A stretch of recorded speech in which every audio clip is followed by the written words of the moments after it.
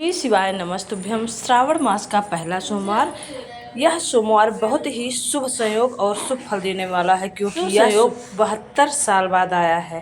यह श्रावण मास में अगर आप उपाय करते हैं, पूज्य गुरु जी द्वारा बताए गए उपाय से आपके घर में सुख समृद्धि सभी आती है। का सावन आया है, ये 72 वर्ष के बाद आया। आपको कल कथा में कहा, इसके पीछे के भाग में यदि पीला चंदन लगाकर, अग्र भाग में लाल चंदन लगाकर आप जिस समय पर पूजन करेंगे और धतूरा चढ़ाने का समय आए, उस समय पर जब आप समर्पित करेंगे तो ये भाव से समर्पित करें कि हमारे घर में जो क्लेश है वो समाप्त करे भोलेनाथ, और श्री शिवाय नमस्तुभ्यम बोलकर वो धतूरा भगवान देवादित्य महादेव को समर्पित करिए। उसका फल फिर हमें बताना कि उसका फायदा। का सावन आया है, इतने सोमवार रहे, प्रत्येक सोमवार को शंकर जी का अगर मंदिर जा सको तो ठीक है, ना जा सको तो शिखर का दर्शन, और वो भी ना कर सको तो अपने घर में जो शिवलिंग है उस पर 3 बार, 3 छोटा सा लोटा ले लो, बड़ा लोटा ले लो, कैसा भी 3 बार शिव जी का नाम लेकर 3 बार जल को अवश्य चढ़ाओ। जितने सोमवार पड़े श्रावण के महीने में आप 3 बार, भले 1 लोटा जल है उसी को रोक रोक कर 3 बार चढ़ाओ, और 3 बार चढ़ाओ। जैसे शिव मंदिर में 3 ताली का नियम है, सावन महीने में 3 लोटा भात 2 लोटा जल पर रुककर 3 बार अगर जल चढ़ाया जाता है तो ब्रह्मा विष्णु और महेश उस जल को स्वीकार कर देव घर का भंडार करते हैं। सावन के महीने में किसी भी एक सोमवार अगर व्यापार नहीं चल रहा है, नौकरी नहीं मिल रही है, तो कोई तकलीफ आ रही है, तो कोई कष्ट आ रहा है, कोई रोग बढ़ रहा है, डॉक्टर से ऐसा लग रहा है कि ये बड़ी बीमारी बताने वाला है, शरीर में कोई गांठ पड़ गई है और वो जांच के लिए गई है, तो बिल्कुल श्रावण के महीने में किसी भी एक सोमवार गंगा जल लेकर जाइए शिव मंदिर में, शंकर जी के मंदिर में थोड़ा सा गंगा जल नंदी को समर्पित कर, थोड़ा अशोक सुंदरी को समर्पित कर, थोड़ा गणेश कार्तिकेय को समर्पित कर, थोड़ा सा गंगा जल जया विषहारा शामरी बारी तौतली और देव को समर्पित कर, थोड़ा सा गंगा जल शिवलिंग को समर्पित कर दो। उस गंगा जल को वापस झेल कर लेकर आओ, 3 दिन तक लगातार उस गंगा जल को पीना प्रारंभ करो। उसके बाद जांच के लिए आप कहीं पर भी जाइए, बाबा कृपा जरूर करेगा, ये निश्चित। सावन के महीने के 5 सोमवार की महिमा क्या होती है, तो कहा अगर 5 सोमवार सावन के महीने में पड़ जाते हैं तो शिव पंचायत का पूरा पुण्य एक शंकर पर जल चढ़ाने से पूरा फल प्राप्त हो जाता है। शिव पंचायत श्रावण के महीने में किसी भी एक सोमवार अगर व्यापार नहीं चल रहा है, नौकरी नहीं मिल रही है, तो कोई तकलीफ आ रही है, तो कोई कष्ट आ रहा है, कोई रोग बढ़ रहा है, डॉक्टर से ऐसा लग रहा है कि ये बड़ी बीमारी बताने वाला है, शरीर में कोई गांठ पड़ गई है और वो जांच के लिए गई है, तो बिल्कुल श्रावण के महीने में किसी भी एक सोमवार गंगा जल लेकर जाइए शिव मंदिर में, शंकर जी के मंदिर में थोड़ा सा गंगा जल नंदी को समर्पित कर, थोड़ा अशोक सुंदरी को समर्पित कर, थोड़ा गणेश और कार्तिकेय को समर्पित कर, थोड़ा सा गंगा जल जया विषहारा शामरी बारी तौतली और देव को समर्पित कर, थोड़ा सा गंगा जल शिवलिंग को समर्पित कर दो। उस गंगा जल को वापस झेल कर लेकर आओ, 3 दिन तक लगातार उस गंगा जल को पीना प्रारंभ करो। उसके बाद जांच के लिए आप कहीं पर भी जाइए, बाबा कृपा जरूर करेगा, ये निश्चित। ये शिवलिंग जलाधारी, यहाँ से जल अशोक सुंदरी के पास में से नीचे की ओर गिर रहा, ठीक है। बेलपत्र नहीं है आपके पास चढ़ाने के लिए, मत चढ़ाओ। जल नहीं है चढ़ाने के लिए, मत चढ़ाओ। अक्षत नहीं है चढ़ाने के लिए, मत चढ़ाओ। पुष्प नहीं है शिव जी को चढ़ाने के लिए, मत चढ़ाओ। शमी पत्र नहीं है, मत चढ़ाओ। और किसी शिवालय में, किसी शंकर के मंदिर में अगर तुम गए हो, तुम्हारे पास में कुछ भी नहीं है, जो भी भगवान का दर्शन तुमने किया है, तो यहाँ से जो पानी नीचे गिरता है, उस गिरने वाले स्थान पर मात्र अपने हाथ का 3 बार स्पर्श कर बाबा से दिल की बात कहकर आ जाओ, बाबा पूर्ण कर देता है। वो सहज प्रसंग है। पहला दिन शिव अपनी मनोकामना कर रोग धोग बीमारी कष्ट दूर करने के लिए शंकर के शिवलिंग पर अगर बन सके तो मंदिर में, आप लोग तो यहाँ हैं तो देव महादेव कंकर शंकर को चढ़ाओ। और अगर बेलपत्र नहीं हो तो बेलपत्र जो चढ़ी हुई हो उसी को धोकर वापिस चढ़ाओ। वापिस और सावन का महीना है, दिल से बाबा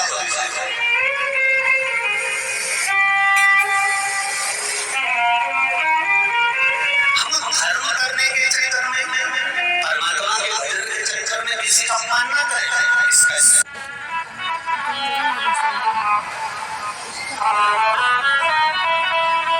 जब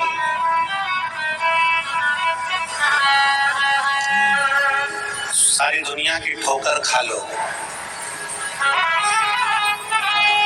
सारी दुनिया के हाथ जोड़ लो, सारी दुनिया से निवेदन कर लो और उसके बाद भी तुम्हारी दुख की घड़ी समाप्त नहीं हो, तब प्रयास करना तुम्हारे घर में कोई गमला हो,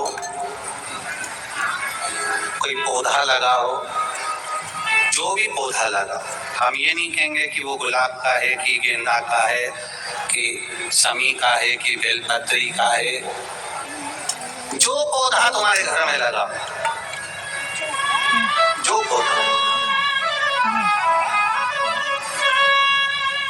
एक प्रयास करना। अभी सावन चालू हुआ है, अगर तुम्हें लगता है कि मेरी दुख का समय समाप्त नहीं हो रहा, मेरी दुख की घड़ी समाप्त नहीं हो रही, तो घर में रहने वाले जितने लोग आस्था चैनल पर कथा सुन रहे हैं, जितने फेसबुक यूट्यूब पर कथा सुन रहे हैं और जितने पुष्कर राज की इस पावन धरा पर बैठकर कथा सुन रहे हैं, उनसे निवेदन करेंगे, श्रावण 2 सावन अब की बार हैं, एक अधिक मास का भी पड़ेगा और एक श्रावण ये पड़ेगा। ये जब 2 श्रावण पड़ते हैं तो इसमें हरि और हर का मिलन होता है, हरि और हर का मिलन, क्योंकि अधिक मास जो है वो भगवान पुरुषोत्तम का है, भगवान विष्णु का, और सावन के मध्य में अगर पड़ रहा है तो देवाधिदेव महादेव के साथ भगवान हरि का मिलन हुआ है, इसलिए इसको हरिहर श्रावण कहते हैं। ये 2 महीने के श्रावण में अगर मान लो एक दिन आपका निकल भी गया, 2 दिन आपके छूट भी गए, कोई दिक्कत की बात नहीं।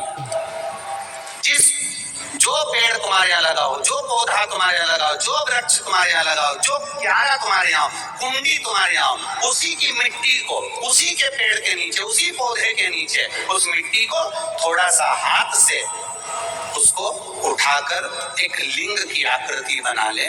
उसमें जलाधारी बनाने की जरूरत नहीं, केवल लिंग की आकृति बनाकर उसी की पूजन वहीं कर पानी चढ़ाकर 15 से 20 मिनट बाद अपना काम करने के बाद उसी को उसी मिट्टी में विसर्जन कर दें, अपनी कामना कर देवाधिदेव महादेव 2 महीने के बाद क्या दें। पहले नंबर का तो 2 लोटा जल जब घर से लेकर जाओ तो जरूरी नहीं कि दोनों हाथों में लेकर जाओ, एक लोटे के ऊपर दूसरा लोटा रखकर दूसरा हाथ से अगर कोई काम हो, पल्लू लेना हो या कोई कार्य हो तो कर सकते हो, नहीं तो तुम 2 लोटा हाथ में रख लो और पल्लू डालना ना सिर पे,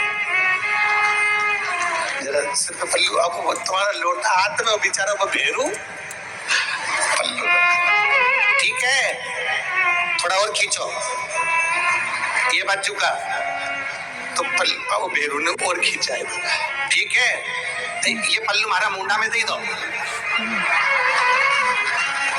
ठीक है।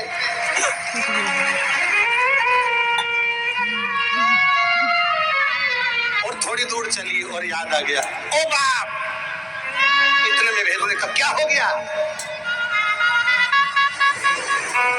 क्या हुआ, वो हमारे फूल माला की पन्नी तो वहीं रह गई, जरा उठाओ उठाओ जरा,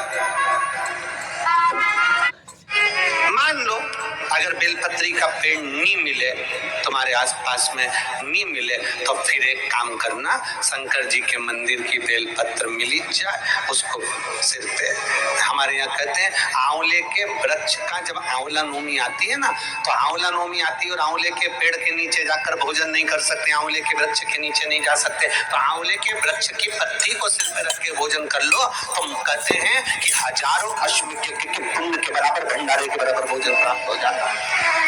आंवले के वृक्ष की पत्ती, तो वो बेलपत्र भी मस्तक पर बाबा को प्रणाम कर कर फिर वही बेलपत्र का आनंद करते हुए भाव से उस बेलपत्र को मात्र शीश से लगाई लिया ना, मस्तक पर चढ़ाई लिया ना, तो भी भगवान की विरल भक्ति प्राप्त हो सकती। और मान लो बेलपत्र भी ना मिले, तो बेलपत्री के वृक्ष की थोड़ी सी मिट्टी अपने मस्तिष्क पर लगाकर, मस्तक पर चढ़ाकर भी हम जाप कर सकते हैं।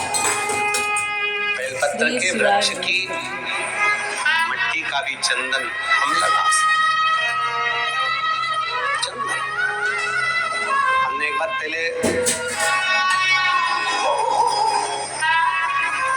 ये शिवलिंग जलाधारी, ये जो चरण में से जल नीचे गिर रहा है वो स्थान, बहुत ध्यान देना थोड़ा सा हो। शिवलिंग जलाधारी, यहाँ से जल अशोक सुंदरी के पास में से नीचे की ओर गिर रहा, ठीक है। बेलपत्र नहीं है आपके पास चढ़ाने के लिए, मत चढ़ाओ। जल नहीं है चढ़ाने के लिए, मत चढ़ाओ।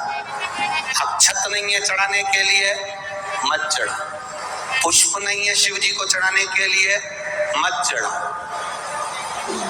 शमी पत्र नहीं है, मत चढ़ाओ। अगर आपको व्यापार या नौकरी में बहुत बाधाएं आ रही हैं, नौकरी शमी पत्र नहीं है, मत चढ़ाओ।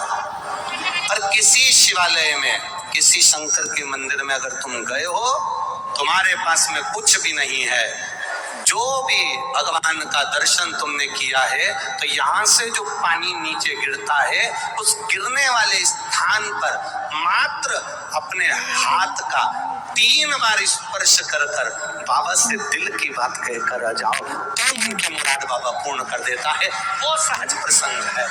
श्रावण के महीने के जितने सोमवार रहे, प्रत्येक सोमवार को शंकर जी का अगर मंदिर जा सको तो ठीक है, ना जा सको तो शिखर का दर्शन, और वो भी ना कर सको तो अपने घर में जो शिवलिंग है उस पर 3 बार, 3 छोटा सा लोटा ले लो, बड़ा लोटा ले लो, कैसा भी 3 बार शिव जी का नाम लेकर 3 बार जल को अवश्य चढ़ाओ। जितने सोमवार पड़े श्रावण के महीने में आप 3 बार, भले 1 लोटा जल है उसी को रोक रोक कर 3 बार चढ़ाओ, और 3 बार चढ़ाओ।